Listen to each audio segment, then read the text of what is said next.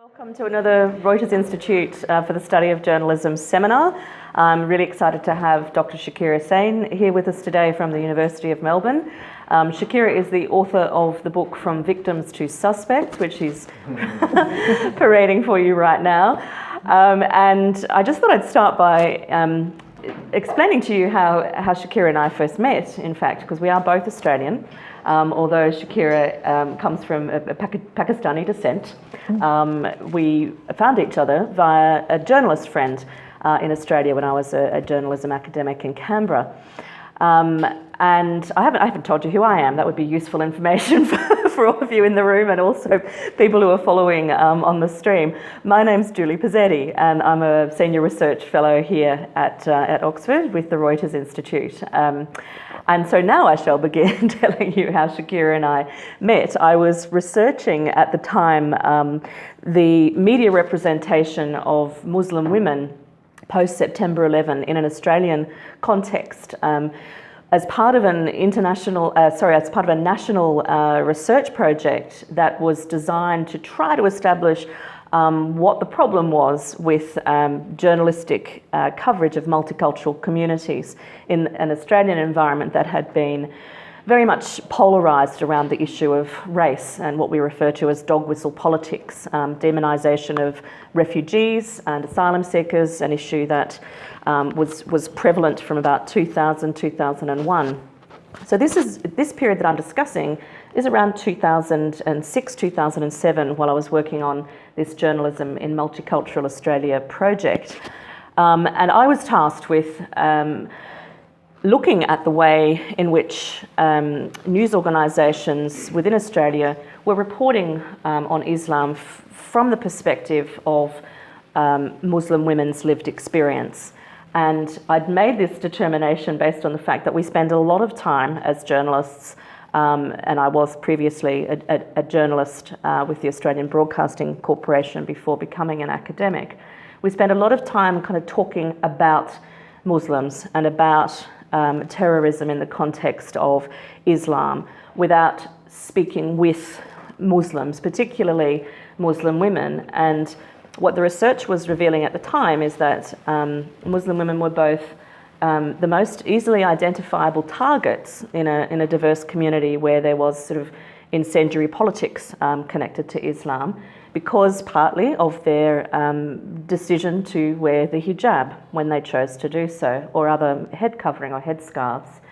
And in Australia at the time, there was a really heavy politicisation of this issue. We had members of parliament suggesting that the burqa and the hijab be variously banned. The tabloid press really became an agent in inflammatory coverage of this.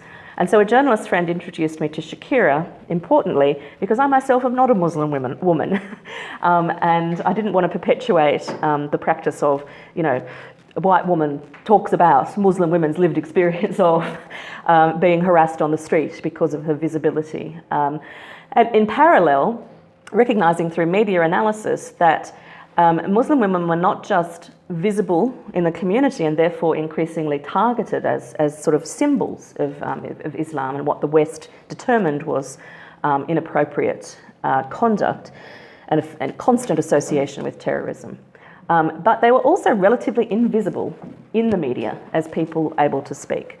So I am now going to stop speaking, other than to say that as a result of our collaboration on research and ongoing kind of connection, Shakira and I formed a friendship, which I think for me demonstrates the value of encounter between journalists and Muslim women in this case, but any other marginalised or minority group that we're reporting on. There's something very powerful about a personal connection, especially as 10 years later now we look at journalism increasingly being practiced, behind a screen and via a phone. That human kind of interaction I think is really important.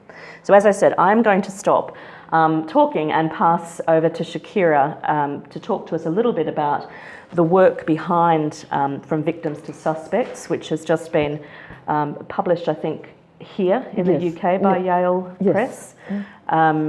And Shakira will talk to you a little bit about the work that went into this and what she has found over the years during her research, but also we'll have a conversation about what that all means in contemporary context. So Shakira, under the burqa is the first slide that you wanted to talk to. Yes, my book, apart from a short preface, opens with this scene in this photograph. I would have loved to have the photographs in the book, but that's out of budget. But anyway, as in it's expensive to put photographs in books. But yeah, so this photograph was actually taken a few months before the 9/11 attacks on New York and Washington. It was in February 2001, and this was a gala benefit for Afghan women, to support Afghan women, held in Madison Square Gardens in New York. And as you can see, that's Oprah Winfrey and a young Afghan woman activist from the Revolutionary Association of the Women of Afghanistan, a young activist. Well, they don't use they have a name that they use in public life and a name that they use at home, and her public name is Zoya. Anyhow, so Ensler had written a new poem for her Vagina Monologues play, especially for this event that was called Under the Burqa. And she had Zoya bring a burqa over from Pakistan with her for the performance. I did some of my field work was with Rawa in Pakistan, rather than Afghanistan. They do not habitually wear burqas, although they will put one on for a journalist, or they will arrange for someone else to put one on for a journalist, because they know that's the money shot, is a woman in the burqa. But anyhow, at the end of Oprah reading out this poem, she concluded it by inviting Zoya to join her on the stage. And so Zoya did slowly walk onto the stage, and then Oprah ceremoniously unveiled her, which subsequent analysts, not just me, have seen as symbolizing the American-led rescue mission in Afghanistan. Once it had become clear that they weren't going to be catching bin Laden anytime soon, they shifted ground to saying, oh, well, they had been saying this beforehand, but they then stressed about having liberated Afghan women from the Taliban, and therefore, it's a successful mission, even though Osama bin Laden was holed up in a cave, or not a cave, holed up in a rather ostentatious fortress in Abbottabad. Sorry, holed up in the cave was where we were collectively, or many of us collectively, imagining him until he turned up in Abbottabad. But anyways, so, but yeah, this was at the outset of the 9/11 era, the dominant image of Afghan women, of Muslim women. Firstly, that burqa, because of the focus on Afghanistan, that style of burqa, which Pakistanis call a shuttlecock burqa, because that's what it looks like. Anyhow, and secondly, that huge passivity of needing someone else, preferably someone famous, to help you to be liberated, to incapable even of just lifting a piece of cloth from your face. Somebody else has to do that for you. Okay, so to the next slide, please, Jill. Yes, we have. I have preempted you. Oh, good. Okay, so this is a little reference from Australian politics, although it originated with, let me check. Yes, Britain first. I thought Britain first. And it's, you can see the logo. And it was then further circulated by then Australian right-wing senator called Jackie Lambie as part of her campaign, and not just her campaign, to ban the burqa in Australia. Embarrassingly for Lambie, however, the woman in that photograph is not a terrorist and not religiously conservative, certainly not a religious extremist. She was actually a heroine of law and order. She was a policewoman in Afghanistan in the aftermath of the Taliban rule. She wore that burqa during her work, not full-time, but during her work, in order to gain admittance to households and speak to women and to work to combat violence against women, until she was herself shot by the Taliban. And Jackie Lambie, after being told this, said that she had known that backstory all along, and she had intended, in circulating that image, it was meant to be a tribute to Malala Kaka, which, I don't think. Anyway, but I'm interested in the contrast then from this passive woman under the blue burqa in Madison Square Gardens who needed help to even remove her scarf, let alone wider issues of emancipation, and this one of this veiled woman as this, danger, as this threat, and it will have to be forcibly taken away from those women rather than the expectation after 9/11 was that Afghan women were just going to celebrate by tossing off their burqas in large numbers, which didn't really happen. I was in Pakistan immediately after 9/11, and and that was what the story that journalists were gearing up to run. Afghan women suddenly free and expecting to see, women in the street just go, whoa, free at last. Not how it worked out. Anyways, okay, so then can we have the next slide? Okay, this is a shot from Australia in 2007 on Cronulla Beach. And have people heard or recall the Cronulla riots? Julie, do you want to do the Cronulla riots? Sure. So the Cronulla riots happened in 2004, 2005. I might have my timelines slightly awry. 2007, I think. Somewhere in the mid-2000s, there were riots on a very famous Australian beach, symbolic of Australian life and culture, being beach-loving, sun-loving, family-going. And there was a call to action by what Americans would refer to as a shock jock, a man called Alan Jones, which resulted in, frankly, hordes of people heading to the beach on Boxing Day, so the day after Christmas Day. It's sort of a typical day for Australian family gatherings. And what ensued were race riots, where anybody who was slightly, had the appearance of someone from the Middle East or Southern Europe, anybody who looked to people who were there to what they thought was, defend Australian culture and values. Anybody who looked unlike them, i.e. a white Australian, won't even get into the issues around Indigenous Australian history, was targeted, including not just Muslims from South Asia and Africa and the Middle East, but also Lebanese Christians and a range of other people who were caught up in what was a very ugly chapter in Australian history, which was in direct response really to not both a kind of tabloid media campaign and also a political crisis when it came to multicultural Australia. And that was the context in which this project that I mentioned before that I was working on was triggered. The federal government decided to fund a project to find out what was wrong with the media. Why was the media being so pillorying of Islam and Muslim Australians? And the answer, of course, was in part because of the jingoistic politics of the day. So that's the shorthand for the Cronulla riots. And this imagery is really important because of how it continues internationally, right? Yeah. And so the young woman in this photograph is Mekalala, and in the wake of the Cronulla riots, the Cronulla actually Surf Lifing Australia was already trying to get more diverse lifeguards. They were already running surf education programs. I will just add, there have been just over the last summer a very large numbers of drowning on Australian beaches, and very disproportionately Indian international students. And if you're planning your beach holiday in Australia, please swim between the flags. That's where the community service announcement. Yeah, that's where the lifeguards are. But anyhow, and so they recruited. Cronulla was also on. There's a train line from the Western Sydney suburbs to Cronulla. So although there aren't many Muslims in Cronulla, that's somewhere that they often go.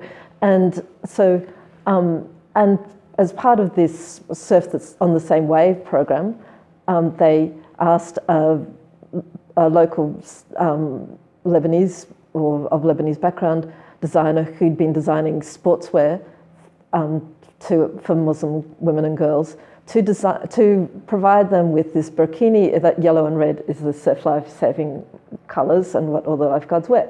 And so she did the lifeguard training. It was on TV, and at one stage you couldn't walk into an Australian airport, I don't think, without seeing that, and it was used by the Australian newspaper, which had run quite a lot of anti-Muslim commentators, but they had a marketing campaign at the time called, goodness, what was it? I know it was around inclusivity and diversity. Yeah. And that's Australian. That's right. And the logo the script that was read over the top of that image was, when the old and the new are both true blue, that's Australian. So this is Australia changing, Australia shifting in this, positive direction, that young Muslims of Lebanese background are becoming lifeguards, and that the beach culture has found a place for them, anyhow. But then skip on to here, by contrast, we have this image from Nice in 2017, and you would. I'm not sure how much to assume people already know. Do people remember the burkini ban in France? Yeah. Okay. This is when the story really went global. So this Australian, designer had come up with the burkini, and it was being sold in France. And France, with its history of, liberté, égalité, fraternité, despite a strong commitment to gender equality, was not necessarily united on an understanding that women choosing what they wanted to wear as Muslims was okay, right? Yeah. And as you can see, the burkini it doesn't conceal the face like a burqa. I would say Zanetti, the designers. So this is the woman here in the burkini? Well, she wasn't wearing one. She was just wearing too many clothes. Yeah. And they told her to remove some of them. Note to self. But I think it was the fact that it had the word, that like burkini is like a portmanteau word, burqa and bikini. And although it doesn't really resemble either of those garments. But anyhow, but the fact that it had burqa in the name of the garment, I think also was a reason why it was seen as like alien and unwanted. And several French councils moved to ban wearing the burkini on the beach. And those bans were overturned, but there are still bans on French private beaches. Still have signs showing women in various attires, and like the skimpy ones have a big tick, and the ones not even as covered as that, but ones that in there and there with a big no.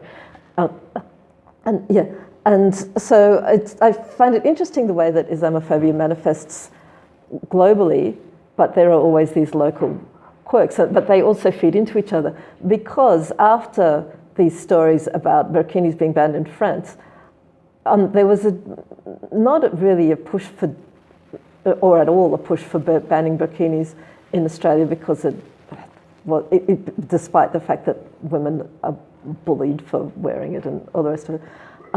But the Australian, which back in the day had used Mekalala in their marketing campaign and had promoted it as a positive step forward, then started running editorials saying, actually, the French have a point. Maybe banning it is going a bit far, but women should really consider the offence that they are providing in wearing this garment. It's scary for people to see them wearing it on the beach. It does have an association with terrorism, even though we accept that you're not the actual terrorist, and is judgmental towards Australian women wearing skimpier clothing, because by makes us feel uncomfortable when we're undressed. You see that picture and you think, that woman thinks I'm a slut. Yeah, exactly. And that she's body shaming me, which I think is just basically projection. But there were media stories on both sides of this, and I will say, if I can plug another book, I've co-authored on this topic with, for the Routledge Handbook of Islamophobia. But I found it interesting the way that Australian media responding to the French ban, there was on the one hand that line about, face it, ladies, it is an offensive garment. But there was also quite a lot of line of, I know everybody thinks Australians are racist, but look at France. They're way more racist than we are. We're not trying to stop anybody from wearing burkinis. And look at that. They're the real racists, and Muslims living in Australia should just shut up and count their blessings and wear their burkinis to the beach. Only after they're finished denouncing terrorism, because that's the responsibility of every Muslim every time there's a terrorist attack. Yes, completely. And but Yeah, but like, so I find Australian and American actually attitudes on European Islamophobia, which it is terrifying, the rise of the far right, well, globally, but in Europe in particular. But yeah, it is used as this, well, on the one hand, that if Australia and the US and Canada don't take strong steps, then their Muslim communities will get out of hand as well. So we need to learn and jump in early if we don't want to be France, if we don't want to be Germany, and if we want to keep our women safe in the way that non-Muslim French women and German women and Spanish women are no longer, apparently, because of the threat and the shift in cultural norms that and women as the transmitters of cultural norms. So that's apart from being perceived as in league with terrorists, but they're also changing our societies in ways that don't like and reversing all the progress on feminism that everybody thought they were making until the last US and Brexit and we could go on. Yes, we could go on. Anyway. The march. I was in. Where was I? I've been travelling a lot this past month. I wasn't in France. I was watching France 24, a French public broadcaster, while I was in the field doing research in India, in fact, just last week. And there's another story that many of you might have seen, which is very reminiscent of the Burkini debate. In fact, there was a reporting reference constantly to the Burkini debate. In France last week, Decathlon, which is a French sports manufacturer, cancelled orders of a hijab designed for running. So it was made from lightweight, sweat-absorbent material for women who wanted to run or do athletics, who had a desire to wear the hijab. And this was stunning to me because 2016 was the Burkini debate. I was living in France at the time. Nothing has changed, it seemed to me, in 3 years in terms of the reaction to this. So there was a very inflammatory conversation about how this was un-French and it was anti-feminist to even consider, for a French brand, to consider importing and selling this particular piece of art, of clothing. And the story that I was watching was a story produced by a French man. And we heard the voices of many people, none of whom were identifiably a Muslim woman, in discussing this, that the company actually tried to defend its decision and was going ahead with the sale of this piece of clothing, but the public pressure was too much. And at the end of this week of debate, back and forth within French media about whether it was appropriate or not appropriate for Muslim women in France to be able to buy this thing, it became clear that other companies were already selling it, but they weren't French companies. So there was less kind of, identity with French values. And treason. All of that. So all the sort of nationalistic There was a bit ideas. of a fuss when Marks and Spencer's, maybe it was Bikinis that Marks and Spencer's had some kind of modest fashion garment happening, and there was and there was angry comments from various, I forget which but right-wing British politicians, and a certain amount of backtracking, I think, which just involved having them on less prominent display. Yeah. So in the case of this latest episode in France, the minister, finally, a voice of reason, the Minister for Gender Equality in France, actually said she felt very uncomfortable with a notion that we must decry a Muslim woman's choice to wear a particular piece of clothing if it was in fact her choice, because this was an anti-feminist position, and French feminism is fiercely divided on these issues. But she basically said enough of dictating to women what they should wear, which has been an interesting progression to watch at that level of French politics. But what does it say, based on your research over a decade and a half or more, on this theme, that we are constantly coming back to these debates that connect what Muslim women choose to wear and the ways in which the West is processing and dealing with terrorism as it's connected to Islam? And what is, the role of the media in this process, the news media? Yeah. Media sees particular forms of dress as being signifiers of authenticity, and so at various community events, Muslim community events, where there are women dressed in all kinds of different styles, but it's the ones who fit that particular, the ones in the more conservative outfits, or alternatively the ones in the sort of cool hipster headscarves. That's a popular shot as well, but that are featured, and I think that leads people in the wider community to overestimate exactly how much of a norm it is, because the women in the headscarves are the ones who are on telly all the time. I'm not anyhow. Yeah. I just want to, at one point I remember you telling me when you were an academic in Canberra being asked by a local newspaper to put a hijab on your computer yes. for a photograph about a story on women wearing hijab. Yeah, it was on Muslim women in cyberspace. That's right. So they took they took the photograph, and then I got a message saying the editor wanted one with me wearing a headscarf, and I go, well, I'm not going to just wear a headscarf for a newspaper photograph. I'm not going to, I put it on when I go to mosque or certain contexts, but not just for your newspaper photograph. And so then they got back and said, okay, what about a novelty picture if you put the headscarf over the computer instead? That would work. But we need something to tell readers what the story's about, and if you're not wearing a headscarf, apparently the headline will not be sufficient.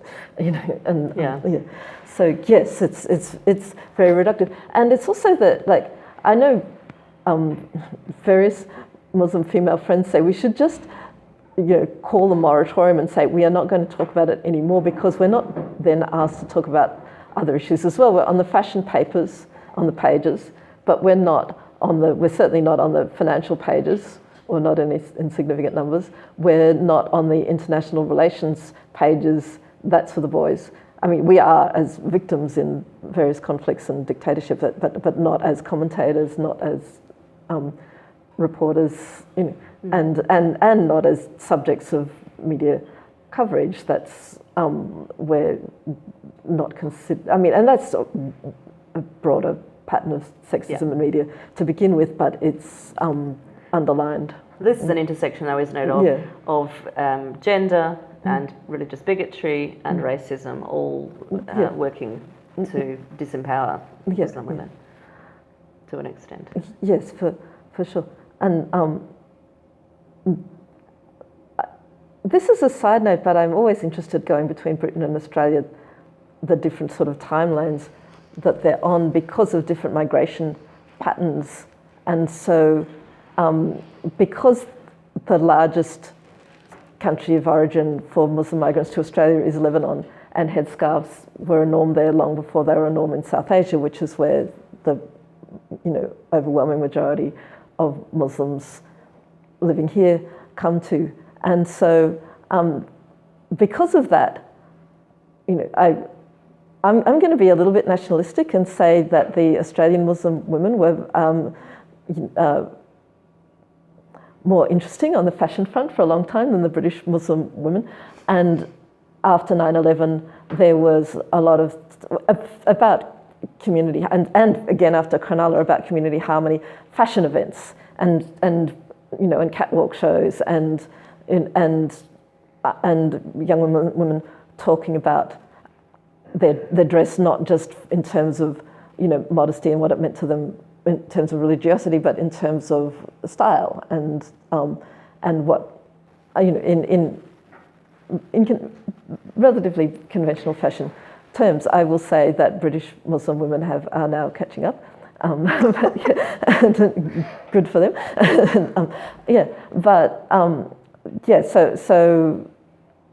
But that was certainly another media angle, was these fashion as community harmony and good and good Muslim women who were out there just wearing cool clothes, not becoming suicide bombers, and wearing hijab, and not wearing dowdy, what Sydney friends refer to as the Bankstown Hijab, which is a very Muslim suburb of Sydney, and the stereotype of the Bankstown hijab is a sort of stiff, unyielding, plain fabric, and so the good news stories like about Muslim women tend to have the more fashionable ones, the ones with the funky scarves, another book that was published a few years ago called Generation M has a whole section on that, and anyway. So this is an image up here from London in 2017. Do you want to talk to us about that? Sorry. Yeah. Yes, let's move on from fashion. Every time I get asked to write about hijab, I always swear I will never do it again, but then it comes back in so many different variations. Here we go. But so this photograph was taken in the immediate aftermath of the terror attack on London Bridge, and as you see, it's a woman on her mobile phone, and the casualties of the terrorism in the background. And it was taken by a photographer who did not see this as being shocking behaviour on her part, and who came out afterwards to say so. But it was then shared by an account which was subsequently cancelled by Twitter because it was a Russian bot, despite the username being Texas Lone Star. But anyway, Texas Lone Star posted this photograph with the hashtags Pray for London and hashtag Ban Islam, and the caption underneath read, "Muslim woman pays no attention to the terror attack, casually walks past a dying man while checking her phone." And some mainstream media outlets took up this theme of this woman who was ignoring the showing disdain towards. And the photographer noted that he'd taken more than one photograph of her, and they were all up for syndication. In some of them, her distress is more readily apparent. She herself spoke to The Guardian afterwards and saying she was, in shock. And I mean, don't we all, when we've had a near miss or even just if we're in town and we hear that something's happened, isn't that what we all do? Get on our phone to check that the people we know are safe, to let other people know that we're safe. But when you're wearing a headscarf, that apparently is not an acceptable way to behave. But I also think it's interesting because, as I think you would probably all know, there have been Muslim casualties in all the major attacks. There were Muslims who died in New York and Washington on September 11th. There were Muslims who died in the 2007, what used to be the London attacks, but there have been others since then, tragically. And Muslims who died in the various attacks in France, Muslims who died in... And never mind that globally, the overwhelming majority of victims of Muslim extremist violence have been Muslim. But on top of that, possibility of dying in a random attack, that Muslim women are very aware that speaking out will draw flack, that politicians will single you out, that you'll get a lot of hate mail. And it doesn't matter if you're speaking out on something political or not. Like, I know one friend who published a children's picture book, for like 5, 6-year-olds. But no, you're not allowed to do that. You're not allowed to be nice to children while Muslim. You're not allowed to write stories with kids who are called, Jamila or Omar, and little girls whose mothers are wearing headscarves. Forget about it. But even just something as innocent as being somewhere where someone takes your photograph after a horrific event has taken place can still make you this object of intense fear and hatred, can still draw that type of flack. So on top of you might have your headscarf ripped off as you take public transport, on top of you might come under attack. Spat on, have rocks thrown at you. These are things that happened in the Australian context. Then you might also find yourself part of an international media storm just for happening to be in the wrong place at the wrong time. And let's come to this international media storm. This is Shamima Begum. I can't remember how to accurately pronounce her name, but she is the young woman who at 15 was groomed by ISIS and who went to Syria. Yes. And essentially became the bride of an ISIS, caliphate fighter. And that is playing out now still in the UK media because of debates around whether she should be expelled from the UK or whether she should be brought home to be rehabilitated given her teenage, she was 15 at the time and so on. So Shakira, what did you want to say about this particular case? Yeah. It's when they first started to be reported about young women in particular leaving their homes and communities in the West to travel to Syria and Iraq to join Islamic State. I wrote an article for Crikey, which is an online news website in Australia, about that type of media coverage, which was, I didn't choose the headline, but it was headlined, "Why We Can't Get Enough of Jihadi Sluts," because that was the tone of a lot of the coverage, because they were going there and being set up with husbands, and if that husband blew himself up or was otherwise didn't survive, they would be immediately remarried. So, the coverage of the female ISIS supporters was more sensationalized and more hate-filled, really, than the coverage of the male supporters. And we can see that now with Shamina Begum, because there have been male supporters of ISIS returning quietly to the UK. I'm sure they're still being watched, but they haven't become the sort of hate figures that she has. And that particular photograph is from a shooting range in the UK, which, uses a variety of, images of like Theresa May and Boris Johnson, whatever, for target practice as well. And they said that they'd included her in their roundup due to popular demand from their customers. But I would say that there's a difference between, I am uncomfortable with using images of any real person for target practice, but setting it aside, I think there's a difference between, as Julie said, she was 15 when she left the country. She is still in realistic physical danger. And also because when you choose to fire shots at an image of a woman dressed in that way, it's other women also that are in your sights, other women who dress in a similar way, who share the same ethno-religious label, but may have very different religious beliefs. You're firing those shots at all of them and us, and it isn't just, so it is seen as a much more broad threat. Target. Target. We're going to go and move on to questions shortly, but just I'd like to know from you, from your experience both as a researcher and you've written quite frequently, as you suggested, for Australian media and occasionally internationally about issues of this nature.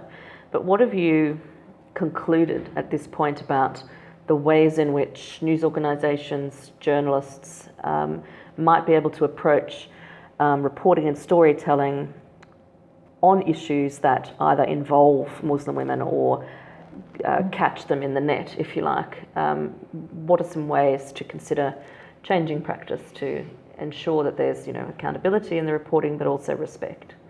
Well, some of the points that you've already made about just asking them in the first place, which still happens depressingly less often than you'd think. There are very significantly more Muslim media practitioners and Muslim women media practitioners than there were immediately after 9/11. I had absolutely no trouble getting an Australian newspaper to pay my airfare to Pakistan because nobody else was there putting up their hand. But I will add also that there's a risk then that you are confined to those stories, and not Muslim journalists and Muslim women journalists in particular. That's their beat. They're not considered likely to have anything much interesting to say about anything else, and it can be a bit of a ghetto. I write about for similarly. I won't say narcissistic, self-involved reasons. I also write a lot about disability, but I do that off my own bat people don't approach me and ask me to write about disability. They ask me to write about the hijab again, or halal certification, just for a little bit of variety, from fashion to the cooking table. If it's not what you wear, it's what you eat. Yeah, quite. And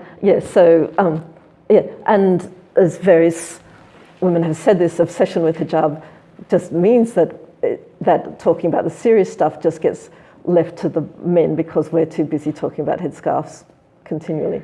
And there's this, as you have said and you have written, there's this double bind effect, I think you refer to it as, where you're not only either misrepresented or stereotypically represented by media organisations and others commentating in this space, but you're constantly feeling a need to not critique or condemn the sexism that does exist within Muslim communities. And the actions of men that need to be condemned, because you feel as a result of this judgment on Muslims and Islam broadly, a kind of reluctance to add to the critique. Do you want to add to that? Yes, for sure. Having myself written about various problematic male community leaders in Australia, and then you are immediately snowed under with requests to repeat this and to be caught up in that wider anti-Muslim discourse. And I can see it's shifting, I have to say. I think there's just too many women with, is it an Australian expression to say no more shits to give? And I'm not sure, but I think we've just shared it internationally. So. Yes, okay. I know with me it was just about a physical reaction. I had been keeping certain thoughts to myself, and it just reached a point where I couldn't do that anymore, and where I